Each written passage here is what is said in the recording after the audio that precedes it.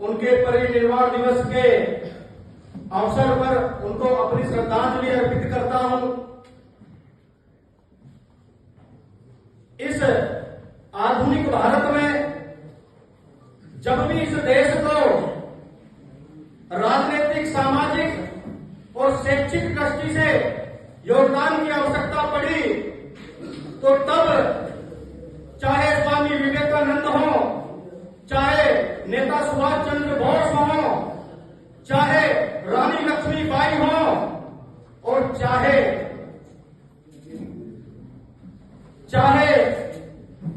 अपने अन्य महापुरुष रहे हो, उसी कड़ी में एक ऐसा नाम डॉक्टर भीमराव अंबेडकर, जिसने 1851 में मध्य प्रदेश में जन्म लिया और जन्म लेने के बाद उस ऐसे परिवार में जन्म लिया जो परिवार शुरू से ही आस्थावान परिवार था। अंबेडकर जी के विषय में एक बात कही जाती है, मेरा मन इसलिए था क्योंकि एक बात मैं क्लियर करना चाहता हूं। इस विषय में संदर्भ में सब बोलते हैं परंतु इस विषय को कोई नहीं बोलता। अंबेडकर जी के विषय में एक चर्चा चलती है कि अंबेडकर जी माने वो भगवान को नहीं मानते, वो आस्था नहीं रखते, पर किसी ने जानने का प्रयास किया, उनके परिवार को या उनके संदर्भ में जानने का प्रयास किया? कभी नहीं किया।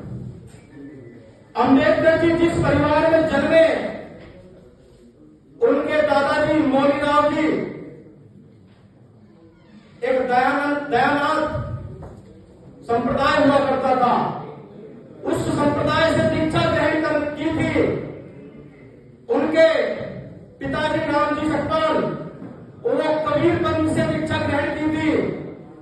उस परिवार की 3 पीढ़ी के समस्त पुरुष सन्यासी थे, वो सन्यासी हो गए थे। वो गृहिणी होने के बाद सन्यासी के रूप में जाकर के उन्होंने समाज के अंदर काम किया। और अंबेडकर जी जिन्होंने उनके सानिध्य में काम किया, अंबेडकर जी से एक बार एक ने पूछा कि आप ब्रह्म में और ईश्वर में क्यों विश्वास नहीं रखते? तो उन्होंने कहा ये लोगों की गलत फहमी है, उनकी मानसिकता है।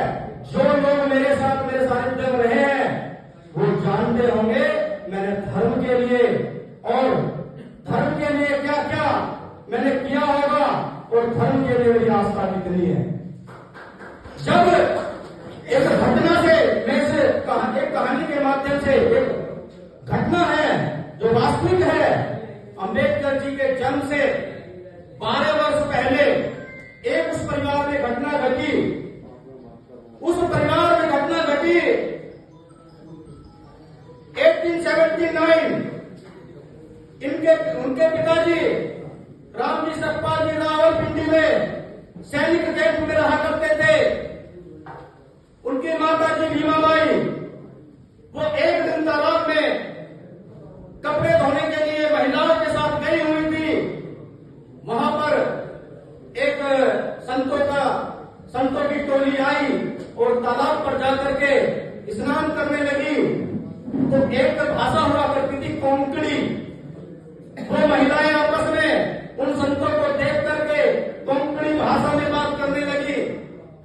जब वो बात कर रही थी तो एक वृद्ध संत की निगाह भीमाबाई पर पड़ी।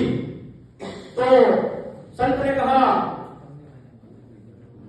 भीमाबाई तुम यहां कैसे? तो भीमाबाई संकोच हुई। उन्होंने सोचा कि मुझे ये संत कैसे जानते हैं, मेरा नाम भी जानते हैं। तो संत ने कहा, भीमाबाई आपको आश्चर्यचकित होने की आवश्यकता नहीं है, मैं आपका जेठ हूं। मैं संन्यास के लिए निकल गया था और अपने